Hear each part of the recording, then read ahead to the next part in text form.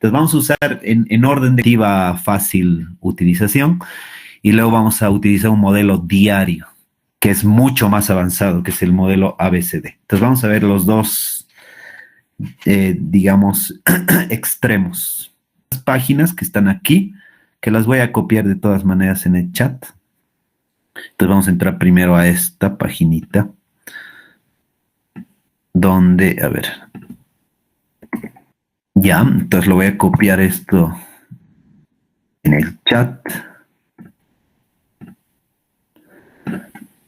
Estoy copiando la página, pueden entrar a esa página mensual de Thorne White, que en realidad ustedes ya lo deben conocer porque Thorne White es uno de los primeros que ha hecho ecuaciones de balance hídrico y además tiene su ecuación para la evapotranspiración, es famosa esa ecuación, ¿no?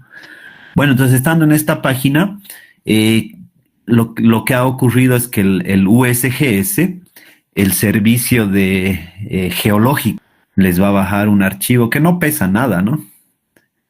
Entonces ya lo ha bajado. Entonces si ustedes entran a esa paginita y lo bajan, van a ver que es un archivo muy liviano. Aquí ya lo tengo, pesa apenas 1 mega, ¿no? Entonces es sumamente liviano, ¿no? Entonces les va a bajar este archivito que tenemos acá, que hay que descomprimir simplemente. Ahí está, lo descomprimo, listo. Y tengo mi carpetita. Entonces hago doble clic, entro, etcétera. ¿Y qué vamos a encontrar aquí? Bueno, hay 3 carpetas. Una que dice doc, donde está el artículo científico, bueno, en realidad el artículo técnico publicado por el USGS, donde explica la base física de este modelo y además es un pequeño manual también, ¿no? Entonces, si ustedes entran a esa carpeta que dice doc, van a encontrar este documento técnico que yo ya lo he abierto, ¿no?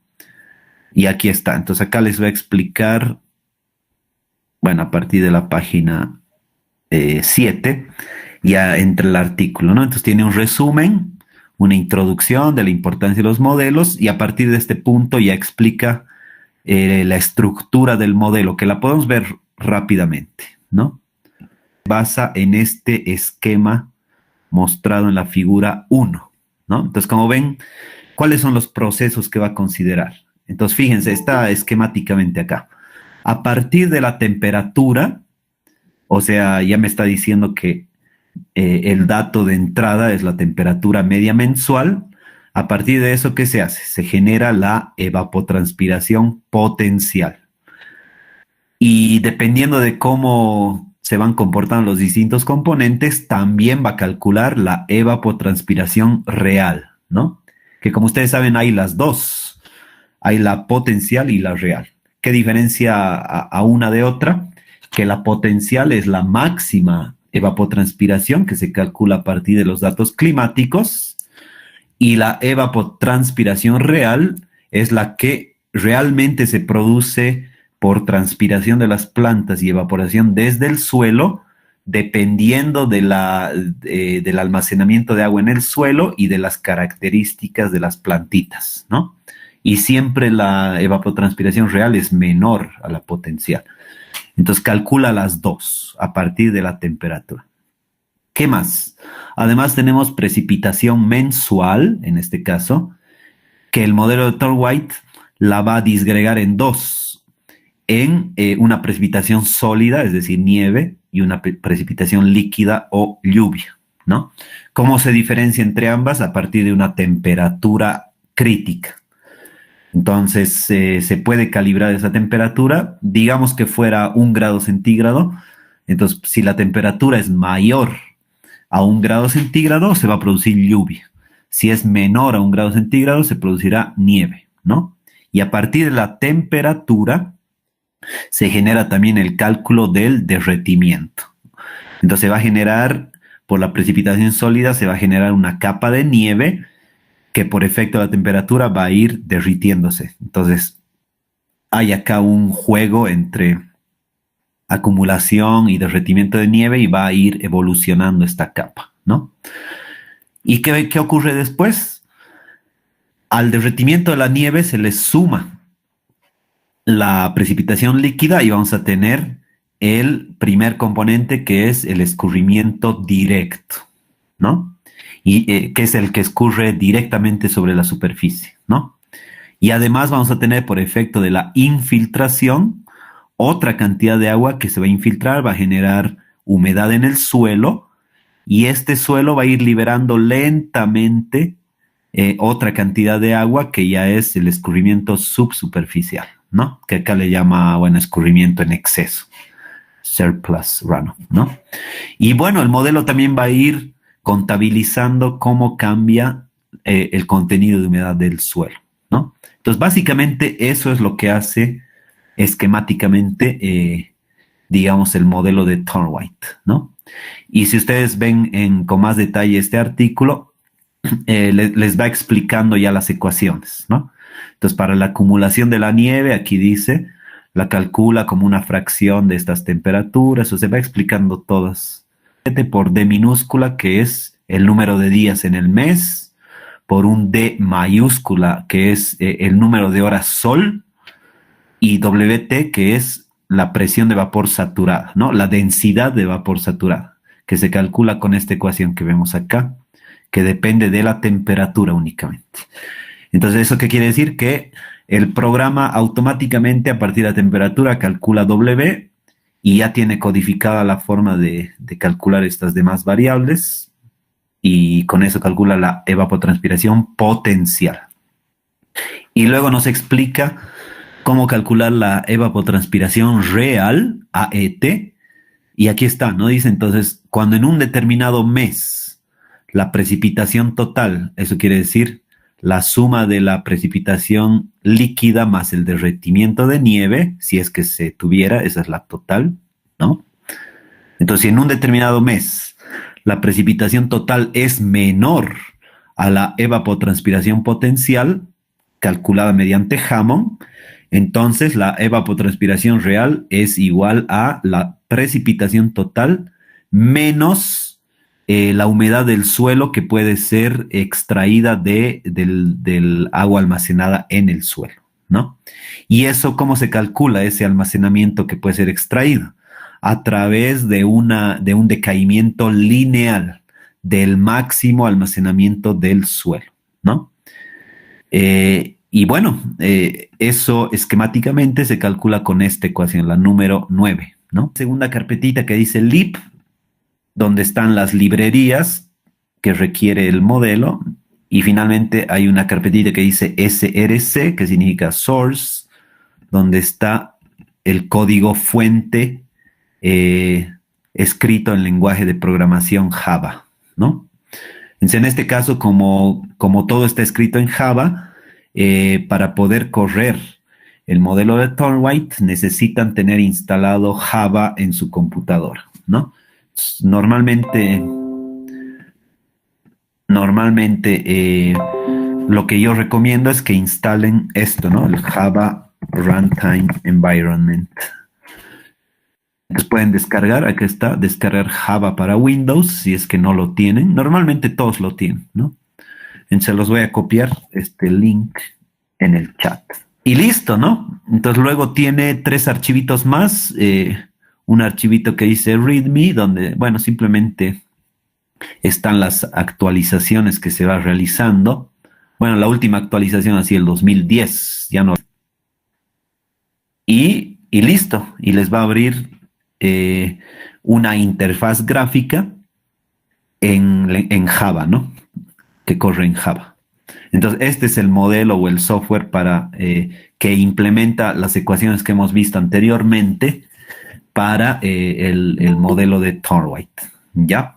Y es muy fácil manejar. En realidad solo hay que apretar algunos botones y nada más, ¿no? Entonces, ¿cómo se maneja? Acá en el panel superior tenemos lo que se llaman los parámetros del modelo. ¿Y qué son los parámetros? Significa todos aquellos, no son variables, o sea, todo modelo siempre tiene parámetros y variables, ¿no? ¿Cuál es la diferencia entre parámetro y variable? Que las variables son todas aquellos todas aquellas, bueno, voy a redundar, todas aquellas variables meteorológicas, como sea la precipitación y temperatura en este caso, que van a servir como datos de entrada al modelo. Esas son las variables. ¿Y qué son los parámetros? Los parámetros son valores que uno puede manipular dentro de ciertos rangos conceptualmente aceptables, ¿no? Entonces son valores que uno puede manipular dentro de ciertos rangos para modificar el comportamiento que va a tener un determinado modelo, ¿no? Entonces, todos los modelos hidrológicos que yo les he mostrado, el WIP, el Hydrovid, el SWAT, este modelo Turn White, todos los modelos siempre tienen esos dos componentes, variables y parámetros. ¿En qué se van a diferenciar los modelos? En las ecuaciones que van a utilizar, que van a definir distintos parámetros, y en los datos de entrada, ¿no? Entonces, utiliza como variables dos, la precipitación y la temperatura. Y utiliza como parámetros, como vemos acá, 1, 2, 3, 4, 5, 6, 7 parámetros que uno puede modificar, ¿ya? Entonces, en el panel superior vamos a ver enseguida cómo manipulamos esos parámetros. Y acá donde dice Input File es donde nosotros cargamos las variables. Entonces, simplemente hay que hacer clic donde dice acá ninguno, none. Si hago clic, me va a pedir que cargue un archivo de entrada. ¿Cuál es ese archivo de entrada? En este caso ustedes lo tienen acá, un archivo de ejemplo que se llama input.file. Entonces este archivo les va a servir a ustedes como plantilla si es que quieren usar este modelo en su proyecto, ¿no? Entonces este es el formato que debe tener el archivo de entrada, ¿no? Entonces hacemos clic derecho, hay que abrir con el bloc de notas, ¿no? Y fíjense, nos va a salir un archivo de texto que debe tener el siguiente formato. Bueno, para ver el formato voy a tener que abrir el manual, ahí está explicado. Voy más adelante, acá está, ¿no? Entonces acá está, aquí dice, ¿dónde está? Aquí está. Entonces, donde dice input, no, data files, ¿dónde está? Dice, ¿no? El modelo requiere una entrada simple, ¿no? Entonces, aquí está. Se provee con el modelo un ejemplo de archivo, dice, ¿no? Que debe estar organizado en 4 columnas, acá está, ¿no? Entonces, el archivo debe estar organizado en 4 columnas separadas por espacios, ¿no? Donde la primera columna es el año, la segunda es el mes, la tercera es la temperatura mensual en grados Celsius y la cuarta es la precipitación mensual en milímetros. Entonces tenemos que respetar el formato que dice acá. Entonces son 4 columnas, correcto, ¿no? 1, 2, 3, 4. La primera columna es el año, la siguiente es el mes, que debe expresarse numéricamente, donde 1 es enero hasta 12, que es diciembre, ¿no? La tercera columna es la temperatura en grados Celsius y la cuarta columna, la precipitación mensual en milímetros, ¿no? Entonces, como ven acá tenemos en este archivo de ejemplo datos desde enero de 1960 hasta diciembre de 1990, ¿no? Se tiene esos datos. Con las respectivas temperaturas en grados Celsius en la tercera columna y en la cuarta columna precipitación en milímetros, ¿no? Entonces lo único que hay que hacer, ya hemos visto la estructura del archivo, es hacer clic acá y buscar ese archivo, ¿no? Entonces me voy a la carpetita, a esta carpetita donde está. Está en Downloads. Aquí está, ¿no? Entonces, Torn 1.1.0. Tengo que buscar en ese directorio y aquí está input.file y pongo abrir, ¿no? Y listo. Tengo que verificar que el archivo ha sido cargado, ¿no? Aquí está. lo he cargado. Y luego, bueno, antes de modificar estos parámetros, lo vamos a correr como está por defecto, simplemente para ver cómo va a correr el modelo, ¿no? Y acá tengo la opción donde dice Output Plots.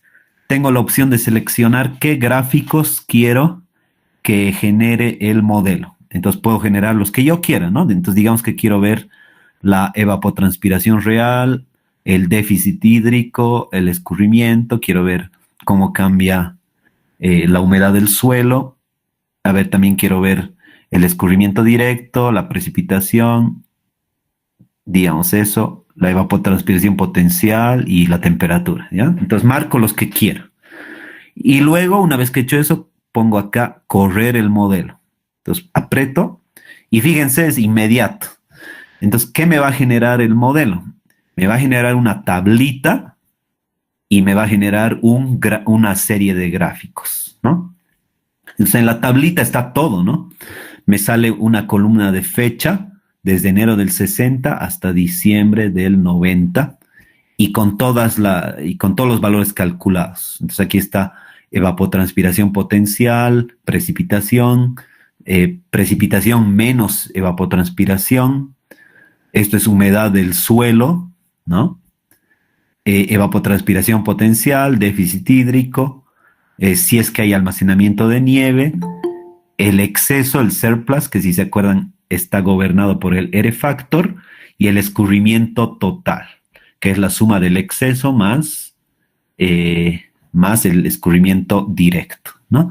Y esto lo puedo guardar incluso. Si pongo acá save, puedo guardar como archivo de texto donde yo quiera y procesarlo en Excel o lo que sea, ¿no? Entonces voy a tener los datitos en formato tabla y también gráficamente, como vemos acá, ¿no? Y acá está por colores. Entonces el gráfico rojo es evapotranspiración potencial. El azul, escurrimiento directo. El verde, evapotranspiración real. El amarillo, escurrimiento. Y así sucesivamente. Entonces están todos mis datos, que estos ya los puedo copiar. Fíjense, si hago clic derecho, bueno, puedo cambiar las propiedades, como ven acá. Puedo ir cambiando, acá puedo colocar otro título si quiero. Puedo cambiar varias cosas, ¿no? Si coloco clic derecho, propiedades. O también puedo guardar. Puedo guardar este grafiquito y lo va a guardar como un archivo de tipo JPG, ¿no? ¿Ven? Entonces, muy fácil correr este modelo. ¿Dónde está lo interesante? Lo interesante para obtener buenos resultados está en los parámetros. Ahí está la clave, ¿no? ¿Y cuáles son los parámetros que tenemos? Entonces habíamos dicho, tengo acá el R factor, el runoff factor, que ahorita está en 50%. ¿Qué significaba esto? Con 50% quiere decir que en un mes correspondiente va a salir el 50% de la precipitación total y en el siguiente mes el restante 50%. Ahora, si yo con el conocimiento que tengo de la cuenca veo que la respuesta de la cuenca es más rápida, quiere decir que en un determinado mes tiene que salir más caudal.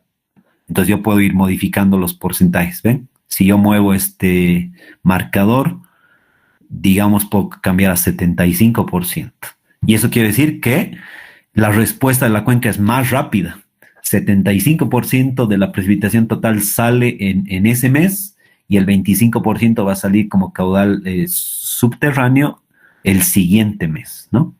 Ahora, si todavía puedo incluso colocar 100%, donde quiere decir que el escurrimiento subterráneo tiene ninguna influencia, ¿no? Entonces, con el conocimiento experto de un hidrólogo, a través de las características de la cuenca, se puede ir calibrando esto. Lo ideal sería tener datos de caudales observados, de tal manera de comparar el gráfico, ¿dónde está? Tendría que comparar el gráfico amarillo con los datos observados. Y la idea es buscar los mejores parámetros que produzcan coincidencia entre el gráfico amarillo y lo que observamos. Esa es la importancia de tener datos de caudal observados para poder calibrar los parámetros. Si no puedo calibrar, bueno, lo mínimo que tengo que hacer es elegir el mejor valor posible de los parámetros basándome en conocimiento experto de la cuenca, ¿no? Entonces, como ven, puedo jugar con esto, ¿no? A la derecha tenemos el factor de escurrimiento directo, que por defecto es 5%. ¿A qué se refiere esto? Al escurrimiento que se produce en la superficie, generalmente producido por la presencia de depresiones o zonas impermeables de la cuenca. Y 5% es un valor típico porque generalmente la mayor parte de los suelos son permeables, entonces va a ocurrir la infiltración. Y muy poca es la cantidad de escurrimiento directo que se produce por suelos impermeables. Pero de todas maneras, si yo sé que en mi cuenca hay gran presencia de suelos impermeables, esto lo podré subir para tener una mayor fracción de escurrimiento directo, ¿no? Luego, el siguiente parámetro es la capacidad de almacenamiento máximo del suelo, que por defecto decíamos que es 150, ¿no? Pero si yo tengo suelos con mayor potencial de almacenamiento, esto lo puedo subir, ¿no es cierto? Luego, la latitud. Entonces tengo la latitud, que la latitud positiva es norte, latitud negativa, sur. Si estuviéramos trabajando en Bolivia, tendría que colocar -16, por ejemplo, ¿no? -16 grados latitud.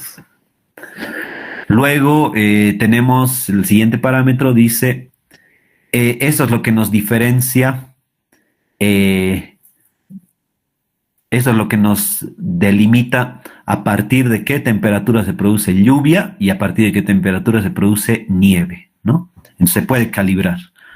Entonces puedo decir que a partir de -3 grados centígrados, si la temperatura es mayor a -3, tendré lluvia. Si es menor a -3 grados, será nieve.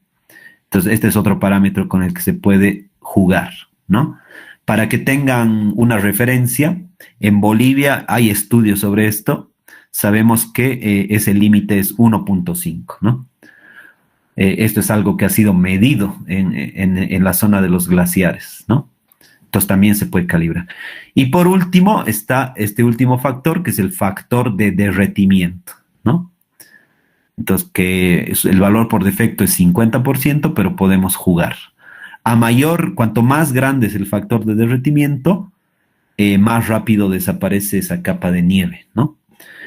Ese es otro factor que también se puede calibrar, ¿no? Entonces, como ven, la idea es calibrar estos valores, hallar lo más cercano, me puedo basar en las características físicas de la cuenca para calibrar esto, y una vez que he obtenido valores satisfactorios, bueno, cargo el archivo de entrada, como hemos visto, marco los gráficos que quiero construir y corro el modelo, y listo. Se me va a generar las tablitas correspondientes, las figuras, y listo. Y con eso ya puedo trabajar. Para mí, ¿cuál sería la oferta si utilizo el modelo de Thorndike? Sería la última columna, el que dice RO total, que es el escurrimiento total, que está en milímetros, por si acaso, ¿no? Si quiero transformar, está en milímetros por mes. Si quisiera transformar a metros cúbicos sobre segundo, simplemente, ¿qué haría? Entonces estoy en milímetros mes. Tendría que multiplicar esa lámina por el área total de la cuenca. Entonces ahí voy a tener metros cúbicos y transformar de mes a segundos, ¿no? Y listo. Eso es lo que habría que hacer en ese caso. Listo. Este es el modelo de Thorndike. Entonces, lo que yo les recomiendo es, ya han visto cómo le hemos bajado el software, pueden leer este artículo donde está explicado con más detalle de lo que yo he expuesto, de un modelo más avanzado, que es el modelo que vemos acá, ABCD, ¿no? Entonces, si ustedes quieren entrar, simplemente hacen clic ahí. Es lo mismo, lo voy a copiar esto en el chat. Todo corre online, ¿no? Y es sumamente poderoso, van a ver, ¿no? Entonces, este es un modelo de paso diario que se llama ABCD. Y ahorita vamos a ver por qué se llama ABCD, ¿no? Entonces, acá tienen en la parte superior una serie de botoncitos donde se va interactuando, ¿no? Entonces, primero nos podemos ir al botón que dice teoría, ¿no? Y acá les da una descripción y un marco teórico de este modelo, ¿no? Entonces dice, el modelo de balance hídrico ABCD es un modelo hidrológico simple que nos permite simular el escurrimiento en respuesta a la precipitación y la evapotranspiración potencial, ¿no? Y ha sido desarrollado por este ingeniero Thomas en 1981, ¿no? La referencia de ese estudio, si es que alguien quiere bajárselo, está en la parte final de la página. Aquí está, ¿no? Entonces, Thomas, 1981, métodos mejorados para estimar el agua a nivel nacional, no sé qué, ¿no? Entonces, o si hacen clic acá, también les va a llevar, ven, he hecho clic en el autor Thomas y les lleva al artículo original de Thomas, ¿no? Aquí está, que se lo puede bajar incluso, si uno quiere ver con más detalle. Entonces está la información, ¿ya? Luego dice el modelo, y lo que quiero que ustedes ahora analicen es la diferencia. Se van a dar cuenta que hay varias diferencias entre el modelo que acabamos de ver de Thornwright y este. Entonces van a ver cómo tienen cosas en común, pero cómo también difieren, ¿no? Entonces dice, el modelo está compuesto de dos tanques o de dos compartimientos de almacenamiento, ¿no? El suelo y el agua subterránea. O sea, son dos componentes, ¿no? Luego dice, el contenido de agua en el suelo se genera a partir de la precipitación y por las pérdidas de evapotranspiración, ¿no? Así como el escurrimiento superficial y la recarga del reservorio subterráneo. Entonces, como ven acá, tengo una primera cajita que representa el almacenamiento en el suelo, donde ingresa el agua a través de la precipitación y sale a través de la evapotranspiración, el escurrimiento superficial y la recarga del acuífero, ¿no? ¿Qué pasa en el compartimento correspondiente al agua subterránea? El ingreso de agua a ese compartimento es a través de la recarga, o sea, la infiltración profunda o percolación. Y la salida de agua de este reservorio es por descarga de agua subterránea. Y finalmente, si yo sumo el escurrimiento superficial más la descarga profunda, tengo el escurrimiento total hacia los ríos, ¿no? Entonces, ese es el esquema de funcionamiento de este modelo. Luego dice, ¿cuáles son los datos de entrada, las variables? Entonces dice, el modelo corre en una escala diaria. En el caso de Thornwright era mensual. En este caso es diaria. Quiere decir que tengo que introducir los datos diarios, ¿no? ¿Y qué datos requiere? Requiere las variables precipitación, temperatura máxima y mínima y además caudales observados, ¿no? En el caso de Thornwright solo necesitaba precipitación y temperatura media mensual. En este caso necesito precipitación diaria, temperatura mínima diaria, temperatura máxima diaria y caudales observados, ¿no? Luego dice, la temperatura del aire se utiliza para calcular la evapotranspiración potencial utilizando el método de Shuttleworth, ¿no? Que si uno quiere verlo en detalle, puede hacer clic y fíjense, aquí está. Entonces, la evapotranspiración potencial por el método de Shuttleworth, aquí está calculada, 0.0023 multiplicado por la radiación solar extraterrestre por la raíz cuadrada de temperatura máxima menos mínima, y eso multiplicado por la temperatura media, ¿no? Entonces, este es el método de Shuttleworth. Y acá explica cómo calcular que es la radiación solar extraterrestre, que depende de la distancia entre el Sol y la Tierra, de R, ¿qué se llama esto? El ángulo horario del Sol en radianes, la latitud y la declinación solar. Entonces acá hay aspectos geométricos, ¿no? Y acá está para cada uno, ¿no? Para calcular el ángulo solar, la declinación y la distancia Sol-Tierra, se depende principalmente del día juliano, que es J, ¿no? Y del ángulo pi y de la latitud y la declinación. Bueno, entonces acá está bien explicado cómo se calcula la evapotranspiración potencial por el método de Shuttleworth. Y ese es el método que utiliza el modelo ABCD, ¿no? Listo.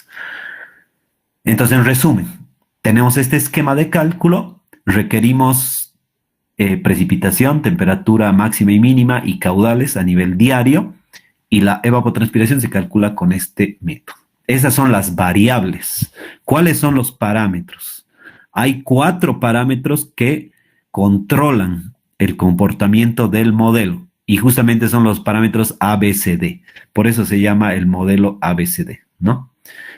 ¿Qué controla cada parámetro? El parámetro A dice, controla la cantidad de escurrimiento y recarga que ocurre en el suelo cuando el suelo está no saturado, ¿no? Entonces, eso es A. Va a controlar la proporción de escurrimiento y recarga en suelos no saturados. El parámetro B controla el grado de saturación de los suelos, o sea, muy parecido al coeficiente SW o al parámetro SWC de Thorne-White, ¿no? C dice, define la proporción de agua, de recarga de agua subterráneo respecto al caudal superficial, ¿no? Y finalmente el parámetro D va a controlar la cantidad de descarga desde el reservorio subterráneo. Entonces, como ven, estos parámetros no son únicos, por eso todos los modelos tienen parámetros, porque cada cuenca es única, cada cuenca es individual, y la forma de respuesta que va a tener una determinada cuenca está dada por los parámetros de los modelos, ¿no? Entonces acuérdense, hay 4 parámetros que, como se dan cuenta, depende de las características físicas, hidrológicas y de los suelos de las cuencas, ¿no? Con la ecuación del balance hídrico, que específicamente para este modelo ABCD se divide en 2 componentes: la ecuación de balance hídrico superficial y la ecuación de balance hídrico subterráneo. Entonces, la superficial, ¿qué dice? Dice la humedad del suelo en el día T más la evapotranspiración más el escurrimiento superficial y más la recarga hacia las aguas subterráneas. ¿Qué va a generar? Va a generar cambios en el almacenamiento y más la precipitación, ¿no? ¿Qué pasa en el componente subterráneo? Entonces acá está la cantidad de agua subterránea en el día T más la descarga de agua subterránea está dada por la cantidad de flujo subterráneo en el día anterior y más la recarga que proviene del suelo, ¿no? Del compartimento superior.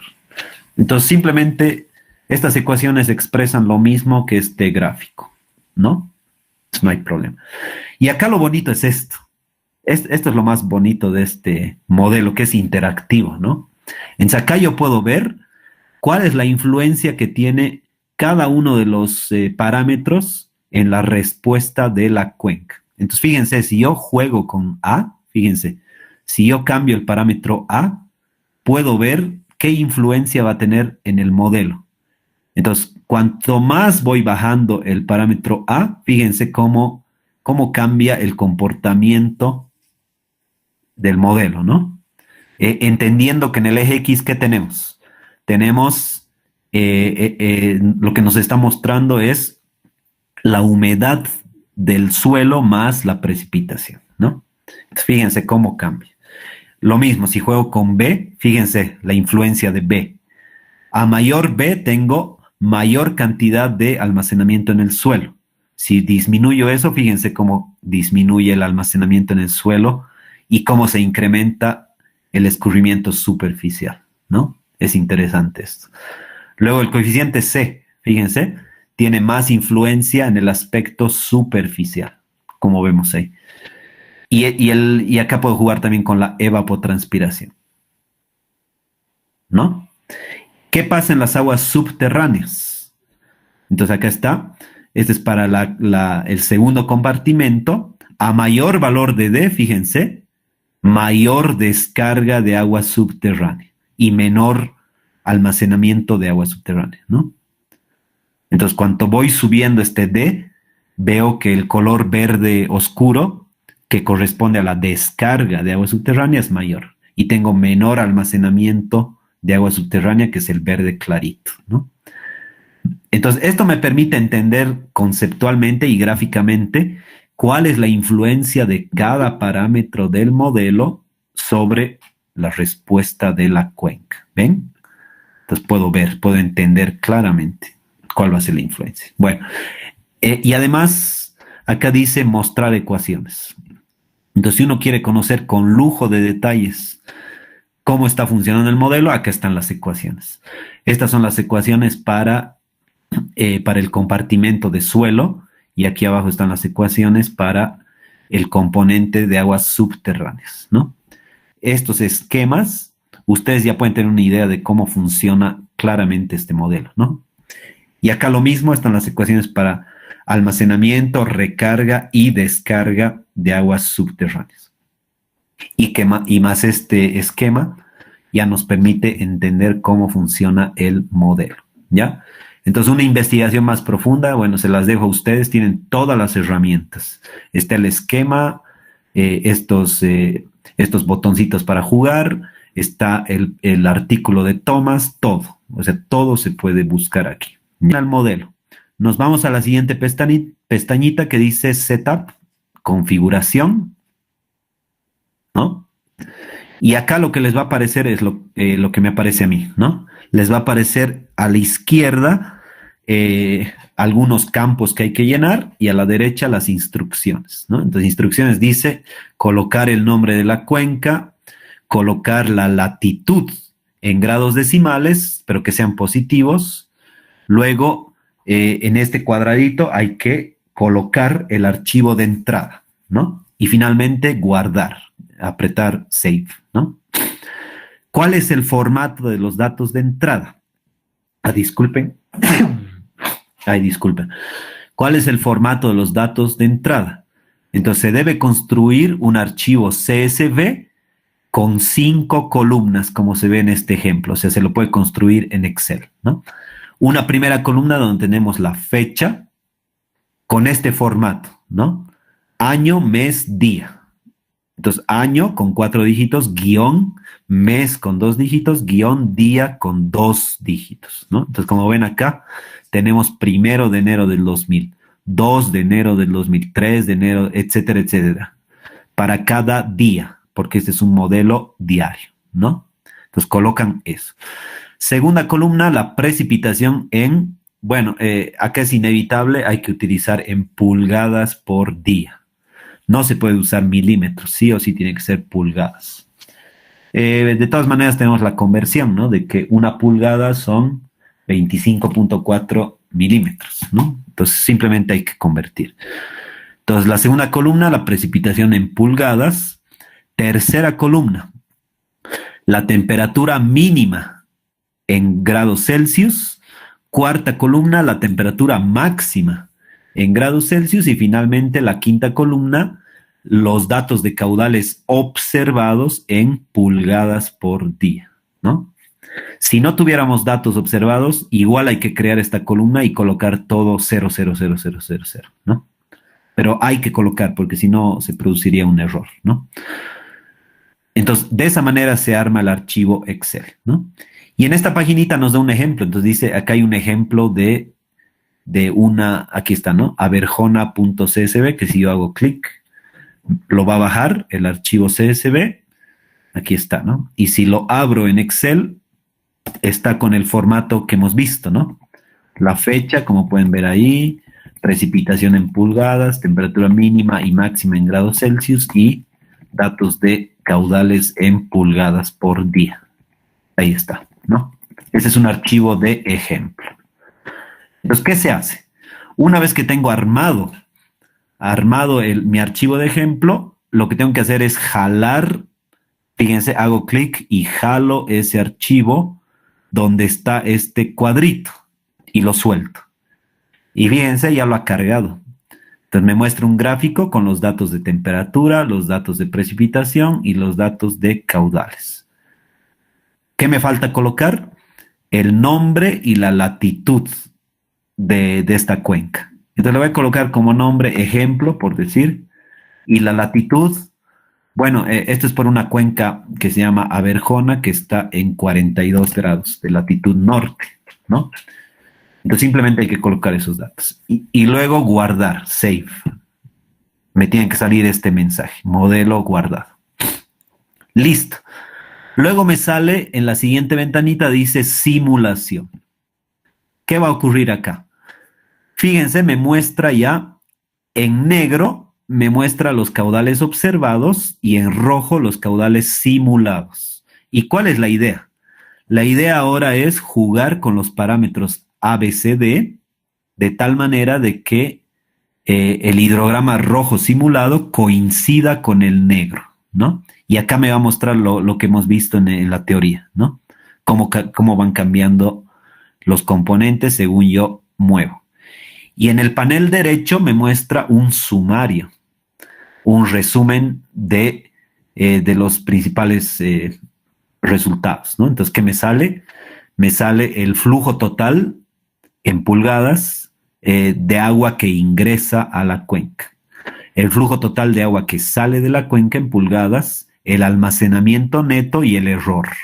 O sea, justamente esto es la ecuación del balance hídrico. Ingresos, salidas, almacenamiento y error, ¿no? Entonces, fíjense, si yo juego, fíjense, cuando yo juego con esto, fíjense cómo en el hidrograma rojo va cambiando, fíjense cómo va cambiando, y yo puedo ajustar visualmente el hidrograma rojo simulado con el observado. A ese proceso le llamamos calibración. Entonces, esto simplemente me da la cantidad de agua almacenada en el suelo inicial. Entonces, lo puedo dejar ahí. El parámetro A, fíjense cómo mejora la simulación cuando ya cambio el parámetro A. Entonces, puedo tratar de ajustarlo lo mejor que pueda. El parámetro B, lo mismo, fíjense la influencia que tiene. A menor parámetro B, fíjense, más picos del hidrograma. Cuanto más grande B, menos picos, o sea, más me sale mejor la simulación, ¿no? Y fíjense la influencia de C. ¿Se dan cuenta? Y si cambio acá la otra pestañita de aguas subterráneas, lo mismo. Puedo jugar con el almacenamiento de agua subterránea inicial y con la descarga de aguas subterráneas.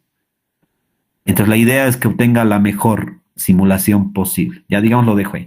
Una vez que es satisfactorio el cálculo que he hecho, a la derecha ya me va a salir, fíjense el error, me ha salido 0, o sea, bastante bien.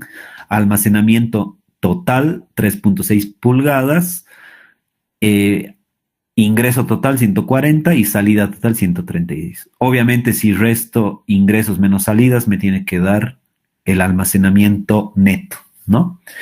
Y lo bonito, acá puedo hacer clic en y aumentar nuevos gráficos. Entonces hago clic y acá me dice qué gráficos. Entonces, si quiero ver agua disponible, pongo OK, me va a salir un gráfico solo de esa variable. Y puedo añadir la que yo quiera, los residuales. O sea, acá me va a mostrar, los residuales se refiere la resta entre observado menos simulado. Y esto me permite identificar que, por ejemplo, para este momento tengo la peor simulación, ¿no? En general, fíjense, oscila alrededor de 0, está muy bien, excepto en esta época donde tengo este pico, donde estoy logrando una mala simulación. Entonces puedo tratar de buscar de cómo mejorar, etcétera, ¿no? Y así puedo añadir evapotranspiración, o sea, lo que yo quiera, ¿no? Ya. Esta pestañita de simulación es útil para hacer una calibración manual. Además de eso, puedo utilizar otras, si me voy a la pestaña que dice calibración, puedo utilizar otras herramientas de calibración, como son, fíjense, a diferencia de la anterior pestaña, acá me permite comparar, tengo acá el gráfico de dispersión, donde la idea es que conforme yo vaya cambiando estos parámetros, la idea es que la mayoría de los puntos en el gráfico de dispersión deberían estar sobre la recta de 45 grados. Ahí quiere decir que tendría muy buena simulación, ¿no? Y adicionalmente, acá tengo también otra figura que compara los gráficos de duración de caudales, ¿no? Y la idea es que debería lograr coincidencia, o sea, con una buena calibración tengo que lograr coincidencia entre la curva de duración de caudales simulada, la roja, con la negra.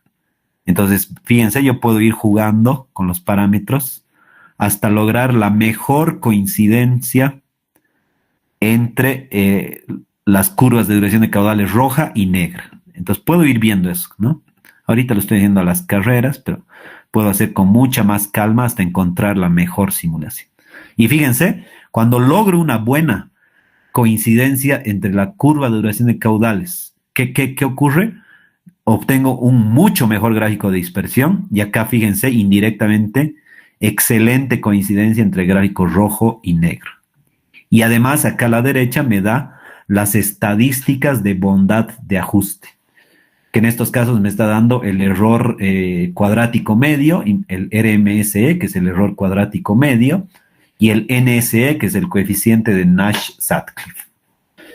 Que la idea es que el coeficiente de Nash-Sutcliffe tiene que ser lo más cercano a 1 posible. Y el error cuadrático medio tiene que ser lo más bajo posible, ¿no? Entonces, esa es la idea. Entonces, fíjense, acá he obtenido una relativa buena calibración. Y acá ya tengo los valores calibrados. A valdría 0.9922, B 3.6, C 0.09 y D 0.018. Y eso los puedo llevar acá a la simulación, puedo copiar los mismos valores que he calibrado, ¿no es cierto? O sea, ya es cambiar esto. Puedo hacer eso y ya voy a tener los gráficos finales para las otras variables, ¿no? Entonces, para eso me sirve. Y además de eso, otra bondad de este programa que yo diría es sumamente poderoso, es el último componente que dice optimización, ¿no? ¿Y qué método utiliza en la optimización? Esto es sumamente poderoso, ¿no? Lo que va a hacer este programa es utilizar la simulación aleatoria con el método de Monte Carlo, ¿no? No sé si esto lo han visto en estadística, pero en estadística hay una técnica sumamente poderosa que se llama la simulación de Monte Carlo, que lo que hace es generar un juego de parámetros aleatorio. En realidad no un juego, genera 10.000, 100.000 juegos de parámetros aleatorios y realiza 100 Monte Carlo Start. Y fíjense, ahorita, ¿qué está haciendo? Está corriendo, fíjense, a la derecha me sale que se han hecho, fíjense, ya voy por 300, casi 400 simulaciones. Para cada simulación está calculando, como ven acá, parámetros aleatorios. Y para cada juego de parámetros aleatorios, aquí me sale en este gráfico, para cada una de esas 1.000 simulaciones, me va a generar 1.000 errores medios cuadráticos, 1.000 parámetros A, 1.000 parámetros B, etc. ¿No? Entonces, parámetro A, B, C, D, y cuál es su error su error cuadrático medio. O sea, me está dando una idea de la incertidumbre. Entonces, fíjense, yo puedo hacer el número de simulaciones que quiera. Voy a poner stop. Fíjense, en total he hecho 859 simulaciones, ¿no? Y si yo quisiera saber cuál es la mejor, simplemente pongo best y fíjense, me va a dar los parámetros, me va a dar cuál ha sido la mejor simulación con los parámetros óptimos, que van a ser estos, ¿no? Ya tengo los mejores parámetros para la mejor simulación de las 859 que he realizado. Si quiero, podría hacer 10.000, 100.000, o sea, simplemente tendría que dejar esto. Que siga, ¿no? Ahorita va en 800, casi 900. Puedo dejarlo hasta 10.000, poner stop y buscar cuál es el mejor, ¿no? Y me va a salir, en realidad este es un método de calibración automática, ¿no? Ya me da los mejores parámetros ya automáticos, ¿no? Incluso puedo bajarme los resultados. Si pongo download output, aquí está, Se genera un archivo CSV que lo puedo abrir. Y aquí ya está la simulación para los mejores parámetros, que es una tabla resumen ya con todo, ¿no? Temperatura mínima, máxima, precipitación, caudales observados, radiación solar, extraterrestre, ¿no? Evapotranspiración potencial y todo lo demás. Esta es la real, el contenido de agua en el suelo, escurrimiento, recarga de aguas subterráneas, etcétera, etcétera, ¿no? Entonces ya me sale todos los resultados para los mejores parámetros observados, ¿no? Entonces se dan cuenta, este es un programa muy sencillo, pero sumamente poderoso. Hace calibración automática, tiene varias herramientas de visualización, etcétera. Y una vez que he terminado, bueno, puedo guardar y aquí dice export, donde yo puedo exportar los resultados. Listo, ¿no? Entonces, este es el modelo ABCD. Para que vean, tiene una fuerte base conceptual, tiene herramientas muy poderosas, la que a mí. Y además de esos tenemos los modelos WIP, SWAT, que es lo mismo. O sea, si ustedes ingresan ahí, se bajan los programas, se van a dar cuenta que es lo mismo. ¿Cómo redactar? ¿No? Entonces dice, existen varios modelos para la elaboración de informes en el campo de las ciencias naturales y también puede incorporar detalles sobre la forma en la que el autor desea desarrollar el tema. ¿Qué significa eso? Que en la introducción también se puede decir, se puede resumir qué contiene cada capítulo. O sea, se puede decir, en el capítulo 1 se presenta esto, posteriormente en el capítulo 2 describimos esto, en el capítulo 3 se puede hacer esa descripción. Esta recomendación es clave. La introducción no debe presentar resultados, conclusiones o recomendaciones del estudio. No debe estar eso. En el resumen sí, en la introducción no. ¿Ya? Bueno, acá ya lo baja el archivito, a ver para que les muestre. Aquí está. Entonces, fíjense, esto veíamos, ¿no? Fíjense. Entonces viene la carátula, luego viene el índice de contenidos, ¿ven? O sea, acá están todos los contenidos del informe, como ven acá. Y una vez que termina el contenido, van a ver, termina el contenido. Bueno, es largo este informe, entonces tienen varios puntos. Fíjense, termina el contenido y en una nueva página viene lista de tablas. Cada tabla tiene un número y tiene un título. Tabla 1, división político-administrativa. Tabla 2, todas tienen número y título, como ven acá. Y una vez que termina el índice de tablas, en otra página nueva, lista de figuras, lo mismo. Cada figura tiene número y título, como ven. Así se redacta un informe. ¿Ya? Entonces fíjense, todas las figuras. Y de ahí puede venir el resumen. Como les decía, un resumen de 200 a 300 palabras y luego viene la introducción. Entonces acá se habla del proyecto, cuáles eran los antecedentes, la importancia, todas esas cosas. Generalidades es también parte del objetivo. Antecedentes, como ven. Justificación, ven. Y luego viene objetivos, ¿no? Van a ver más adelante. Ya van a venir los objetivos del estudio, etcétera, ¿no? Bueno. Ahí está. Listo. Entonces, una vez que hicimos la introducción, esta es una sugerencia, viene la descripción de la zona de estudio. En este acápite se describen las características de la zona de estudio, es decir, ubicación, delimitación de la cuenca, parámetros geomorfológicos, características topográficas, geológicas, etc. Y pueden incluirse en esta sección todos los mapas que se vea por conveniente, ¿no? Cuarto punto, metodología. Entonces dice, una vez que ya he hecho esto, metodología. ¿Qué debo hacer en la metodología? Dice, incluye una descripción detallada de los métodos y procedimientos que fueron utilizados en las distintas fases del proyecto. Entonces acá hay que colocar todo lo que se hizo y además muy bien detallado. O sea, no es poner, se aplicó el método racional y listo, no. Hay que poner para el cálculo de la crecida de diseño, se utilizó el método racional y además hay que decir cuáles son las hipótesis, ¿no? Lo van a ver más abajo. Dice, deben ser comprensibles para que el lector pueda replicar los resultados siguiendo la metodología propuesta. Entonces, una manera de darse cuenta que uno ha redactado bien una metodología es comprobar que es como una receta. O sea, que cualquier persona que lea el reporte, al leer la metodología, tiene que ser capaz de reproducir exactamente lo mismo que han sacado los autores. Cuando uno logra eso, realmente es un reporte excelente, porque cuando algo es reproducible, quiere decir que es bueno. Las metodologías que he aplicado, no puede ser que explique una metodología que luego no he utilizado. Eso es un relleno innecesario, por si acaso. O sea, si yo coloco en mi informe metodologías que no he utilizado, eso es puro relleno y no sirve para nada. Eso quiere decir que solo se describe las metodologías que realmente hemos utilizado. Y en la fase de resultados se presenta cuáles han sido los productos de aplicar esas metodologías. Eso es un buen informe, ¿no? ¿Y qué quiere decir discusión? Quiere decir la interpretación de esos resultados. Entonces, muchas veces yo leo en reportes, simplemente ponen figuras, ponen tablas, sin dar ninguna explicación. Y eso no es un buen reporte.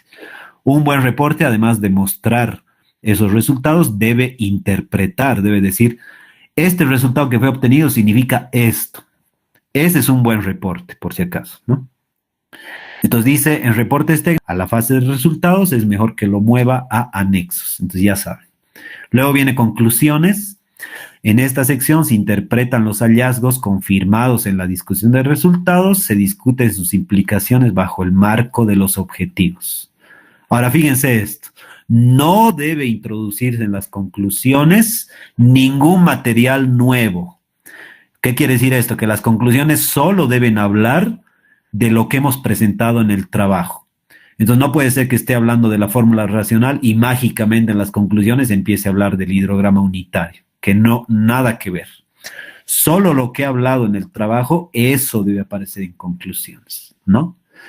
Las conclusiones pueden incluir opiniones del autor y se escriben para ser leídas independientemente del texto principal. ¿Qué significa esto? Que las conclusiones deben ser comprensibles para un determinado lector, incluso si no ha leído el resto del texto. Esa es la manera de evaluar que he escrito bien las conclusiones, ¿no? Luego viene recomendaciones, dice, es una sección opcional que propone un conjunto de acciones a desarrollar basadas, esto está mal escrito, basadas en los resultados y conclusiones del estudio. Las recomendaciones pueden incluir otras áreas de estudio adicionales, propuestas de diseño, trabajos futuros, ¿no? Luego viene referencias. Esta sección debe construirse en una nueva página, paralela por orden alfabético, como ven acá, de la A a la Z. En segundo lugar, tienen un formato. Tiene nombres de autores, fecha, título del trabajo y cuál ha sido la revista o la tesis donde se ha presentado. O sea, hay un formato. Y ese, ¿se dan cuenta? Si hago eso, quiere decir que estoy hablando de lo mismo, pero no estoy hablando de... En el primer párrafo estoy hablando de jerarquización y en el segundo párrafo estoy hablando del párrafo. Como son dos ideas diferentes, las separo en dos párrafos, ¿no? ¿Se dan cuenta? Luego, uso de figuras y tablas. Este es otro error que siempre veo, por eso he puesto. En reportes técnicos se presenta la información muchas veces en forma de texto, tablas y figuras. Las figuras proveen representaciones visuales que pueden ser gráficos, diagramas, fotografías. O sea, todo eso, todo lo que son fotos, diagramas, dibujos, a todo se le llama figuras, por si acaso. No porque tenga una foto le voy a llamar fotografía 1, no. Todas son figuras. Luego, las tablas ordenan vastas cantidades de datos numéricos en un espacio ordenado, ¿no? Realizó, se muestra, o sea, no se dice yo muestro o cosas así, ¿no? Y normalmente se utiliza el tiempo gramatical pasado, o sea, se realizó, se contrastó, se calculó, se estimó. Eso significa impersonal y pasado, ¿no?